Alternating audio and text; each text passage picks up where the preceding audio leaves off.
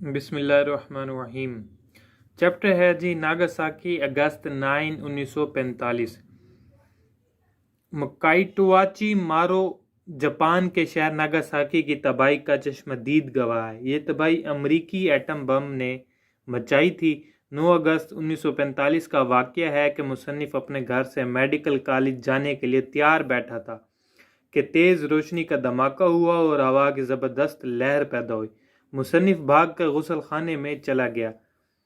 مصنف تھوڑی دیر بعد غسل خانے سے باہر نکلا تو اس نے دیکھا کہ اس کے کمرے کی چھت میں سوراخ ہو گیا تھا، آسمان تاریک تھا اور کالے رنگ کی بارش ہو رہی تھی۔ مصنف نے میڈیکل کالج جانے کا ارادہ کیا۔ باہر نکلا تو ہر طرف تباہی مچی ہوئی تھی۔ شہر کی عمارتیں ملبے کا ڈھیر بن چکی تھیں، ہر طرف لاشیں بکھری ہوئی تھی، کھیتوں میں جانوروں کی لاشیں پڑی ہوئی تھی۔ پوری کوشش کے بعد جب مصنف کالج پہنچا تو اس نے دیکھا کہ کالج کی عمارت مکمل طور پر تباہ ہو چکی تھی۔ اس کے زیادہ تر دوست یا تو مر چکے تھے یا بری طرح زخمی تھے۔ زخمی لوگوں کو اس نے پوری جد و جہد کے ساتھ اسپتال پہنچایا یا پھر انہیں ان کے گھر پہنچانے کا انتظام کیا، لیکن بعد ازاں اسے معلوم ہوا کہ اس کے زخمی دوست بھی مر گئے تھے۔ تباہی کا یہ منظر مصنف کے ذہن میں ہمیشہ کے لیے نقش ہو گیا۔ چلیں جی، جو دوسرا پارٹ ہے وہ ہے تباہی کا نشکہ۔ مصنف اور اس کے دوست خوفزدہ ہو گئے۔ وہ نچلی منزل میں واقع غسل خانے میں چھپنے کے لیے چلے گئے۔ وہ بے ہوش ہو گیا۔ جب اسے ہوش آئی تو اس نے محسوس کیا وہ بری طرح زخمی تھا۔ آسمان کا رنگ نیلے اور سے سیاہ ہو گیا تھا اور تاریک بارش برسنے لگی تھی۔ گھروں کو جوڑنے والی پتھر کی بنی ہوئی دیواریں خاک میں مل گئی تھی۔ اب یہ تباہی کا منظر بتا رہے۔ تھوڑی دیر بعد اس نے یوراکامی میں واقع میڈیکل سکول میں جانے کی کوشش کی۔ اسے یوراکامی سے واپس آتے ہوئے بہت سارے لوگ ملے۔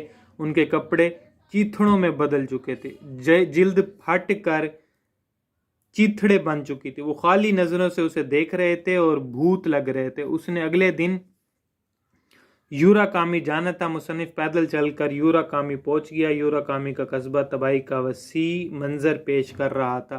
عمارتوں کے صرف ملبے اور ڈھانچے نظر آ رہے تھے۔ ہر طرف لاشوں کے انبار لگے ہوئے تھے۔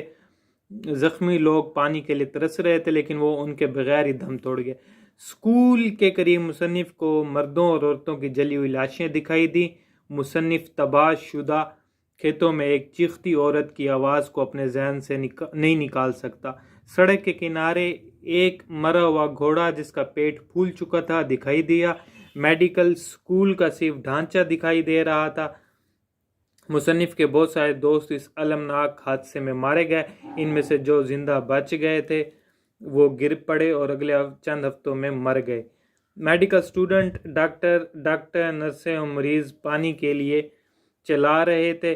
درخت، پودے، سبزہ سب بھی جل کر راکھ ہو چکے تھے۔ مصنف کو اس تباہی، خستہ حالی اور خوف سے مکمل طور پر نفرت ہو گئی۔